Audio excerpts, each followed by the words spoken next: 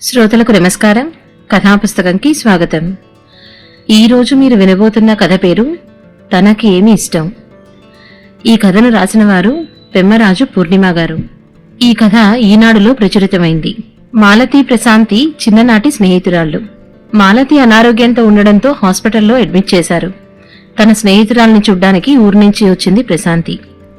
అసలు మాలతి అనారోగ్యానికి కారణమేంటి, తను మళ్లీ కోలుకుంటుందా అనేది ఈ కథలో మనం విందాం. ఏమన్నారు డాక్టర్? అద్దం అవతల కనిపిస్తున్న మాలతిని చూస్తూ అడిగింది ప్రశాంతి. బీపీ బాగా పెరిగి బ్రెయిన్లో క్లాట్ వచ్చిందిట, అందుకే కోమాలోకి వెళ్ళింది. మెడికేషన్ కి రెస్పాండ్ అయితే సరే, లేకపోతే సర్జరీ చేయాలంటున్నారు. ఇంకో 2-3 రోజుల్లో అమ్మ లేస్తే పర్లేదట, కన్నీళ్లు ఆపుకుంటూ చెప్పింది శృతి, మాలతి కూతురు. అమ్మ ఇలా ఇన్నాళ్లు పడుకోవడం ఎప్పుడూ చూడలేదు కదా అంటున్నాడు చరణ్. ఆ మాటలకి జలజల నీళ్లు రాలాయి కృతి కళ్లల్లో నుంచి. అవేం పట్టించుకోకుండా మాలతినే చూస్తోంది ప్రశాంతి. బాగా టయర్డ్ అయిపోయాను, కాసేపు పడుకుంటాను. ఫోన్లో అన్న మాటలే తల్లో గింగురుమంటున్నాయి ప్రశాంతికి. కాసేపు అని చెప్పి 2 రోజులైంది మాలతి, ఇంకలే మాలతి నిద్రలో నుంచి అనుకుంటూ ఉండంగా ప్రశాంతి కళ్లల్లో కూడా నీళ్లు తిరిగాయి. కానీ నిగ్రహించుకుంది మాలతి పిల్లల్ని చూసి. మీరేం టెన్షన్ పడకండమ్మా, అమ్మకి ఏమీ కాదు. ఈ రోజుల్లో ట్రీట్మెంట్ కి తగ్గనిది ఏదీ లేదు. ఈ హాస్పిటల్లోనే మా కజిన్ వర్క్ చేస్తున్నాడు డాక్టర్గా, అతనితో కూడా ఒకసారి మాట్లాడతాను, ఏం కాదు అంటూ ఏడుస్తున్న కృతిని దగ్గరికి తీసుకుంటూ చెప్పింది ప్రశాంతి. ఏమైనా మీకు థ్యాంక్స్ చెప్పుకోవాలండి మేము. మీరు మొన్న రాత్రి శృతికి ఫోన్ చేసి మాలతికి ఎలా ఉందో చూడమని హెచ్చరించకపోతే ఇంకా లేట్ అయ్యేది. ఈ మాత్రమన్నా తను బతికి ఉందంటే మీ చలవే అంతా. చాలా థ్యాంక్స్ అండి అంటూ చేతులు జోడిస్తూ చెప్తున్న ప్రవీణ్ని చూస్తుంటే ఏమనాలో కూడా అర్థం కాలేదు ప్రశాంతికి. ఆంటీ, ఊరు నుంచి ఇటే డైరెక్ట్ గా వచ్చేశారు కదా, కాసేపు ఇంటికెళ్లి రెస్ట్ తీసుకోండి ఆంటీ. అమ్మకి మెలకు వస్తే నేను కాల్ చేస్తాను. ఇక్కడైనా ఒక్కళ్ళనే ఉండనిస్తున్నారు, నాన్న ఉంటున్నారు, మనం వెళ్దాం పదండి ఇంటికి అని ప్రశాంతితో అంది శృతి. నేను మా అమ్మ వాళ్ళ ఇంటికి వెళ్తాను, రేపు మార్నింగ్ వస్తాను. ఈలోపు మా కజిన్తో మాట్లాడతాను అమ్మ గురించి అని మాలతిని ఒకసారి చూసి కదిలింది ప్రశాంతి. ఆంటీ, మాట్లాడారా మీ కజిన్తో? ఏమంటున్నారు? అమ్మ కండిషన్ ఎలా ఉందట? మర్నాడు పొద్దున్నే హాస్పిటల్లోకి వస్తున్న ప్రశాంతిని చూడగానే ఆత్రంగా అడిగింది కృతి. నైట్ మాట్లాడానమ్మా, జాయిన్ అయినప్పటికన్నా పరిస్థితి దిగజారలేదు, అంతవరకు అదృష్టమే అన్నారు. ఏదో ఒక రికవరీ సైన్ మొదలైతే రిస్క్ తప్పినట్లే అన్నాడు అని చెప్తూ బ్యాగ్లో నుంచి ఒక పొట్లం బయటికి తీసింది ప్రశాంతి. ఏంటాంటీ అది అని అడిగింది కృతి. ఆకు సంపెంగ పూలు, మీ అమ్మకి ఇవి చాలా ఇష్టం. బెడ్ పక్కన పెడదామని, వాసనేమన్నా తెలుస్తుందేమో అన్నది ప్రశాంతి. అమ్మకి ఈ పూలు ఇష్టమా? మాకు తెలీదే, మీకేమన్నా తెలుసా నాన్న అని అడిగింది శృతి. అయోమయంగా తల అడ్డంగా ఊపాడు ప్రవీణ్. ఈలోపు మాలతి దగ్గరికెళ్లి బెడ్ పక్కన బౌల్లో సంపెంగ పూలు పెట్టి తన చెవి పక్కన ఐప్యాడ్ పెట్టింది. నీ ఫేవరెట్ కిషోర్ కుమార్ పాటలు ప్లేలిస్ట్లో పెట్టుకొచ్చాను మాలతి, వినడానికే తీరిక లేదన్నావు కదా, ఇప్పుడు విను అన్నీ అంటూ చిన్న సౌండ్ పెట్టి ఆన్ చేసింది. ప్రశాంతి గారు, ఏం చేస్తున్నారు? హాస్పిటల్లో ఇవన్నీ చూస్తే ఒప్పుకోరు ఆదుర్దాగా అంటున్న ప్రవీణ్ని చూసి, లేదండి, మా కజిన్ చెప్పాడు, తనకి ఏవేవి ఇష్టమో వాటి గురించి మాట్లాడుతూ తనకి వినిపిస్తూ ఉండమని. హాస్పిటల్ వాళ్లు కూడా పర్మిషన్ ఇచ్చారులేండి, పర్వాలేదు అంది ప్రశాంతి. ఇవన్నీ అమ్మకిష్టమని మీకెలా తెలుసా ఆంటీ మళ్ళీ అడిగింది కృతి. ఎందుకు తెలీదురా, మేమిద్దరం 5 ఏళ్లు కలిసి చదువుకున్నాం. అప్పటి తన ఇష్టాలివి. మరి ఇప్పుడు తనకేమి ఇష్టమో మీరు చెప్పండి, అవి కూడా ట్రై చేద్దాం అంటూ మాలతి భర్తని పిల్లల్ని చూస్తూ అడిగింది ప్రశాంతి. అవును, అమ్మకి ఏమిష్టం? మొహాలు చూసుకున్నారు పిల్లలు ముగ్గురు. మాలతికి ఏమిష్టం అంటూ ఆలోచనలో పడ్డాడు ప్రవీణ్. అమ్మ ఎప్పుడూ స్పెసిఫిక్ గా తనకేమి ఇష్టమో చెప్పలేదాంటీ అంటూ 2 నిమిషాల మౌనం తర్వాత నెమ్మదిగా అన్నది శృతి. నీకు ఎల్లో కలర్ ఇష్టం కదా? సంబంధం లేకుండా ప్రశాంతి అడిగిన ప్రశ్నకి ఆశ్చర్యంగా చూసింది శృతి. అవునాంటీ, మీకెలా తెలుసు? అదొక్కటే కాదు, మీ ముగ్గురికి, మీ నాన్నగారికి, మీ బామ్మ తాతగారికి అందరికీ ఏమేమి ఇష్టమో నాకు తెలుసు. మీకు నచ్చే రంగులు, నచ్చే రుచులు, అభిరుచులు అన్నీ తెలుసు. ఎలా తెలుసు అంటే, మీ అమ్మ ఫోన్లో మాట్లాడే ప్రతిసారి తన మాటల్లో ఇవే ఉంటాయి కాబట్టి. మీ అందరికీ ఏమేమి ఇష్టమో మీరెవరూ చెప్పకుండానే మీకు అన్నీ అమర్చి పెడుతుంది. మరి తనని మీరెవరూ ఎప్పుడూ అడగలేదా తనకి ఏమిష్టమో? సూటిగా అడిగిన ప్రశాంతి ప్రశ్నకి ఎవరి దగ్గర సమాధానం లేదు. చిన్నబోయిన వాళ్ల మొహాలు చూస్తే ప్రశాంతికే బాధ అనిపించింది. వాళ్ళు ఇంత బాధలో ఉంటే తాను అనవసరంగా మాట్లాడేనేమో అనుకుంది. సారీ, ఏం అనుకోకండి, నేనేదో క్యాషువల్ గా అన్నానంతే, ప్లీజ్ డోంట్ మైండ్ అంటూ శృతి భుజం మీద చెయ్యేసి చెప్పింది. మీరు సారీ చెప్పడం ఏమిటండి, మీరన్నది నిజమే. పెళ్లైన ఇన్నేళ్లలో తనకేది ఇష్టమో తనెప్పుడూ చెప్పలేదు. మేమెప్పుడూ తెలుసుకోవాలని ప్రయత్నించలేదు కూడా. ఆ ఆలోచనే ఎందుకు రాలేదో నాకు అర్థం కావట్లేదు. మీరొక్క 5 ఏళ్లు కలిసి చదువుకున్నందుకే అన్నీ గుర్తుపెట్టుకున్నారు. 25 ఏళ్ల నుంచి కలిసి ఉన్నా తనకి ఏది ఇష్టమో అంటే నేను చెప్పలేకపోతున్నాను అంటే నాకే సిగ్గేస్తోంది. ప్రవీణ్ చాలా గిల్టీగా అన్నాడు. ప్లీజ్, ఈ టైంలో మనం ఆలోచించాల్సింది ఓన్లీ మాలతి కోలుకోవడం గురించే. ఈ డిస్కషన్ ఇప్పుడెందుకండి? ప్రశాంతికి చాలా ఇబ్బందిగా అనిపించి అన్నది ఆ మాట. అవునా ఆంటీ, కానీ ఒక్క విషయం మాత్రం చెప్పండి. అమ్మకి హెల్త్ ఏమన్నా ప్రాబ్లం ఉందేమో చూడమని మీరు అక్కకి కాల్ చేసి చెప్పారు. ఇంట్లోనే ఉన్నా మాకెవ్వరికీ తనకి బాలేదని తెలీదు. తనేం చెప్పలేదు. వేరే ఊళ్ళో ఉన్నా మీకెందుకు డౌట్ వచ్చింది? అమ్మ మీకేమన్నా చెప్పిందా? మాకెవ్వరికీ చెప్పకుండా మీకెందుకు చెప్పింది? డైరెక్ట్ గా కృతి అడిగిన ప్రశ్నకి ఇబ్బందిగా చూసింది ప్రశాంతి. ఏం చెప్పాలో తెలియలేదు. పర్లేదు చెప్పండి ఆంటీ, మీకెందుకలా అనిపించిందో. అమ్మ మీతో ఏం మాట్లాడింది ఫోన్లో? అంత ఎక్కువగా తనకెందుకు బీపీ రేజ్ అయింది? అది కూడా తనకింతవరకు లేకుండా ఒక్కసారిగా అలా ఎందుకు పెరిగింది? ఏమైందో మాక్కూడా తెలియాలి కదా అని అడిగాడు చరణ్. తనకి ముందు నుంచి బీపీ లేదని మీరెందుకు అనుకుంటున్నారు? డాక్టర్ డౌట్ ప్రకారం చాలా కాలం నుంచి ఉంది. కాకపోతే తనెప్పుడు హెల్త్ చెకప్ చేయించుకోలేదు కాబట్టి బయటపడలేదంతే. స్ట్రెస్ ఎక్కువ అవడం వల్ల ఉన్నట్టుండి ఎక్కువైంది బీపీ అని ప్రశాంతి చెప్పిన మాటలకి అందరూ ఆశ్చర్యంగా చూశారు. అమ్మకి స్ట్రెస్సా? అంత స్ట్రెస్ తనకేముంటుందా ఆంటీ? మాకు ఏ ఇబ్బందులు లేవు. నాన్న బిజినెస్ బాగుంది, నాకు జాబ్ వచ్చేసింది, పెళ్లి కూడా అయిపోయింది. కృతి కూడా ఆల్మోస్ట్ సెలెక్ట్ అయిపోయింది క్యాంపస్ సెలెక్షన్ లో. ఇంకా తమ్ముడు చదువు ఒక్కటే మిగిలింది. అయినా వాడు నాన్న బిజినెస్ లో జాయిన్ అవుదాం అనుకుంటున్నాడు. ఇంట్లో ఉండి అందర్నీ చూసుకోవడం ఒక్కటే అమ్మ చేసేది. ఇంకా తనకెందుకుంటుంది స్ట్రెస్? ఆశ్చర్యంగా అడిగింది శృతి. అందర్నీ చూసుకోవడంలో స్ట్రెస్ ఉండదంటావా శృతి? నేను తనకి 3 ఇయర్స్ నుంచి చెప్తున్నాను, మార్నింగ్ వాక్కి వెళ్ళు, కనీసం 1 గంట నీతో నువ్వు గడుపు అని. తనకి ఈ రోజు దాకా కుదరలేదు. మీ అందరివి తలా ఒక టైమింగ్స్. మీ అందరికీ కావలసినవి ఆ టైంకి అందించాలి. మీ బామ్మ తాతయ్యకి వాళ్ళ టైంకి వాళ్ళకి అన్నీ అందివ్వాలి. మీ అందరివి తలా ఒక రుచులు. మీరు తినేవి మీ బామ్మ వాళ్ళు తినరు. వాళ్లకి విడిగా, మీకు విడిగా, మీ నాన్నకి విడిగా, మీకెవ్వరికీ లేట్ అవ్వకుండా అన్నీ అందించాలి. ఇవన్నీ తను పూర్తి చేసేసరికి అర్ధరాత్రి అవుతోంది. మళ్ళీ ఎర్లీ మార్నింగ్ 5 కల్లా మీ తాతగారికి కాఫీ ఇవ్వాలి. మీ బామ్మగారికి పూజకి అన్నీ అమర్చి పెట్టాలి. వీటన్నిటితో తను మినిమం తన మీద తను శ్రద్ధ చూపించుకోవడం మానేసింది. ఇదంతా చెప్తూ ఉంటే అందరూ కామ్గా వింటున్నారు.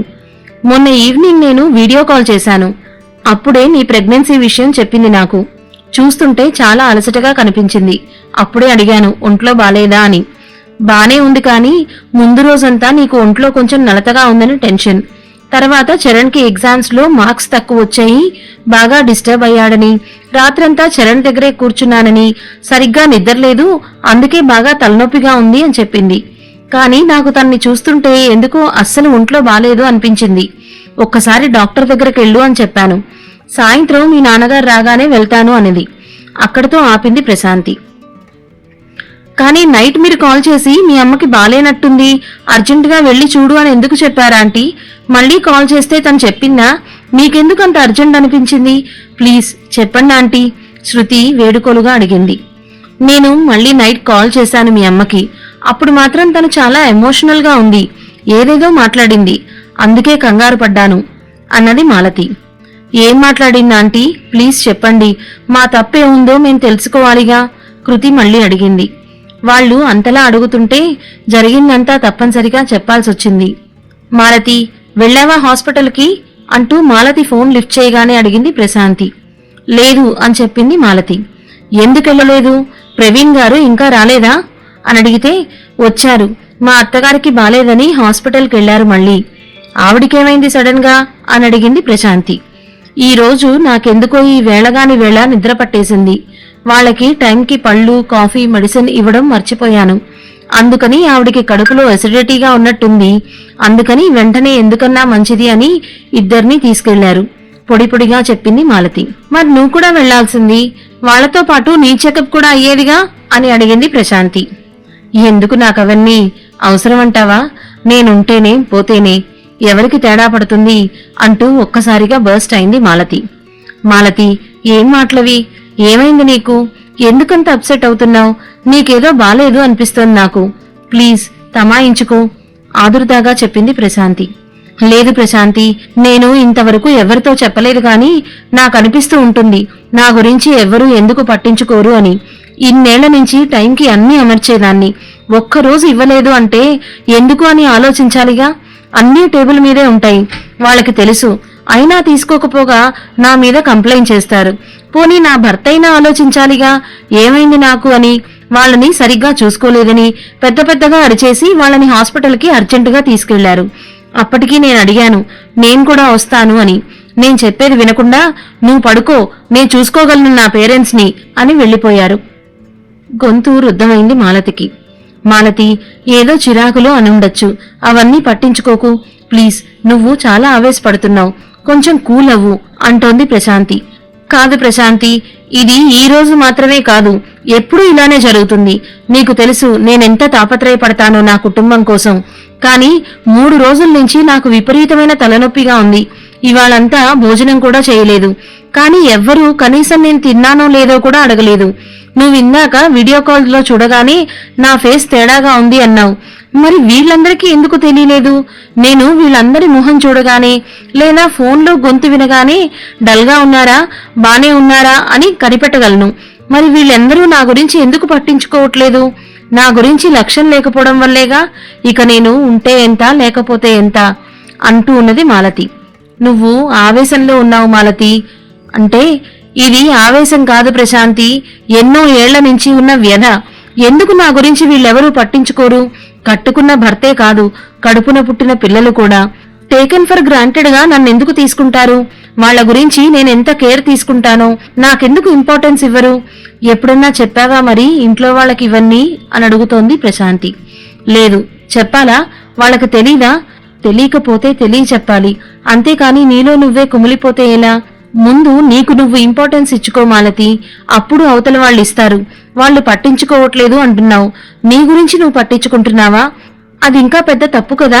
వాళ్ళందరికీ నీ సంగతి నువ్వు చూసుకుంటావులే అని ఒక నమ్మకం, అందులో నుంచి వచ్చిన నెగ్లిజెన్స్ ఇది. ఇలాంటివన్నీ ఆలోచించి అనవసరంగా ఆవేశం పెంచుకోకు. పిల్లల్ని తీసుకునైనా సరే ఒకసారి డాక్టర్ని కలిసిరా ప్లీజ్, నా మాట విను వేడుకలుగా అడిగింది ప్రశాంతి. చాలా టయర్డ్గా ఉంది ప్రశాంతి, కాసేపు నిద్రపోతాను అంటూ కాల్ కట్ చేసింది మాలతి. ఎందుకో ఆ నిద్ర రావడం అసహజంగా అనిపించింది ప్రశాంతికి. శృతి నెంబర్ తన దగ్గర ఉన్నట్లు గుర్తొచ్చి తనకి రింగ్ చేసింది వెంటనే. ఇది జరిగింది అంటూ ప్రశాంతి చెప్పింది. అందరి కళ్లల్లో నీళ్లు తిరిగాయి. అమ్మని మేము ఇంత బాధ పెట్టామా? శృతి తనలో తనే గొణుక్కుంది. తను మిడిల్ ఏజ్ లో ఉంది. ఈ టైంలో హార్మోన్ డిస్టర్బెన్స్ ఎక్కువగా ఉంటుంది. ఒక్కోసారి చిన్న చిన్న విషయాలే తట్టుకోలేకపోవచ్చు. అందులోనూ విపరీతంగా అలసిపోయి ఉందేమో. తనకెందుకో బాగా ఎమోషనల్ గా అనిపించింది. అందరి గురించి ప్రతి చిన్న విషయం కేర్ తీసుకుంది తను. కానీ అదెవ్వరూ పట్టించుకోరు. ఎప్పుడన్నా ఏదన్నా చేయకపోతే చేయలేదని మాత్రం అంటారు. ప్రవీణ్ వైపు చూస్తూ అన్నది ప్రశాంతి. తప్పు నాదే అండి. ఆ రోజు నేనింటికొచ్చేసరికి మాలతి పడుకుని ఉంది. మా అమ్మ నేనింటికి రాగానే కడుపులో మంట, కోడలు నిద్రపోతూ సాయంత్రం పళ్ళు ఇవ్వలేదని గొడవ చేసింది. నేను ఆ కోపంలో అప్పుడే నిద్రలేచొచ్చిన మాలతిని వాళ్ళకి టైంకి మందులివ్వలేదని అరిచేశాను. తను ఏదో చెప్పబోతున్నా కూడా వినలేదు. నేను వాళ్ళిద్దరినీ హడావుడిగా హాస్పిటల్కి తీసుకెళ్లాను. నేనొస్తాను హాస్పిటల్కి అని మాలతి అన్నది కూడా. కాని తనకి బాలేక వస్తా అని అర్థం చేసుకోక, నువ్వు హాయిగా నిద్రపో, నేను చూసుకుంటా మా అమ్మా నాన్నని అని అరిచేసి వెళ్ళిపోయాను. అప్పుడే తనని డాక్టర్ దగ్గరికి తీసుకొస్తే ఇలా జరిగేది కాదు. నాదే తప్పు అంటూ కన్నీళ్ల పర్యంతమయ్యాడు ప్రవీణ్. ప్లీజ్ మీరు కంట్రోల్ చేసుకోండి. అందుకే నేనేం చెప్పాలనుకోలేదు. కానీ ఇందాక శృతి అన్నట్టు ఎందుకిలా జరిగిందో తెలుసుకుంటే భవిష్యత్తులో మళ్లీ ఇలాంటి పరిస్థితి రాదు కదా అని చెప్పాను. అంతా నిశ్శబ్దంగా ఉండిపోయారు. మౌనాన్ని భగ్నం చేస్తూ ప్రశాంతి అన్నది. ఇందాక అడిగా కదా మాలతికి ఏమి ఇష్టం అని. నే చెప్పనా? తనకి మీరందరూ అంటే ఇష్టం. కాని మీరంతా తన చిన్న చిన్న ఇష్టాలు గుర్తిస్తే చాలు తనకి ఇంకా ఇష్టం. తను మీ అందరినీ ఎలా గారాబం చేస్తుందో, మీకు కావలసినవి ఎలా సమకూర్చి పెడుతుందో, మీకే చిన్న చిన్న అనారోగ్యాలు వచ్చినా ఎంత జాగ్రత్తగా చూసుకుంటుందో నేనేం చెప్పక్కర్లేదు మీకు. కానీ అప్పుడప్పుడు తనకి కూడా తన కష్టం ఎవరూ గుర్తించలేదు అనిపిస్తుంది. గుర్తిస్తే బావుండు అనిపిస్తుంది. తనకి కూడా గారాబం కావాలి అనిపిస్తుంది. తన గురించి కేర్ తీసుకోవాలి అనిపిస్తుంది. అవేవి తను అడగకుండానే మీరంతా తెలుసుకోవాలి అనిపిస్తుంది. తనకే కాదు, నాకైనా అంతే. కానీ నాకు కావాల్సింది డైరెక్ట్ గా ఇంట్లో వాళ్ళని అడుగుతాను. మాలతిది చాలా మెత్తటి స్వభావం. తనకి కావాల్సింది తను అడగలేదు. అలాంటప్పుడు మీరే తెలుసుకోవాలి అని ఆగింది ప్రశాంతి. అమ్మకి ఒక్కసారి తగ్గనివ్వండి ఆంటీ, ఇంకెప్పుడు ఇలాంటి తప్పు రిపీట్ చెయ్యం ఉద్వేగంగా చెప్పింది కృతి. ఎందుకు తగ్గదు? మీ అందరి కోసం ఖచ్చితంగా లేచి కూర్చుంటుంది. అదిగో డాక్టర్ గారు వస్తున్నారు, రిపోర్ట్స్ చూసి ఏ విషయం చెప్తా అన్నారు అని అందరూ లేచి నుంచున్నారు. నవ్వుతూ వస్తున్న డాక్టర్ని చూస్తేనే అర్థమైపోయింది ప్రశాంతికి. హాయిగా ఊపిరి పీల్చుకుంది. ఇక మాలతికి ఏ ఇబ్బంది ఉండదు అని. సమాప్తం. ఇదండి కథ. ఈ కథ వింటున్న ఆడవాళ్లకి ఎంతమంది కనిపించింది మీ ఇంట్లో మీ పరిస్థితి కూడా ఇలాగే ఉంది అని? మగవాళ్లకు కూడా తోచే ఉంటుంది. ఇంత శ్రద్ధగా మంచిగా వాళ్ళని ట్రీట్ చేయాలి, వాళ్ళ కష్టాలని తెలుసుకోవాలి, వాళ్ళ ఇష్టాన్ని బట్టి ప్రవర్తించాలి అని మీకు అనిపిస్తోందా? అనిపిస్తే తప్పకుండా ఈ క్షణం నుంచే దాన్ని అమలుపరచండి. ఈ కథ మీకు నచ్చిందా? నచ్చినట్లయితే లైక్ చేయండి, మరింత మందికి షేర్ చేయండి. మీ అభిప్రాయాల్ని కమెంట్ రూపంలో వ్యక్తపరచండి. మరిన్ని సందేశాత్మక, సామాజిక, వినోదాత్మక కథలు వినాలి అనుకుంటే కథాపుస్తకం ఛానల్ని సబ్స్క్రైబ్ చేసుకోండి. ధన్యవాదాలు.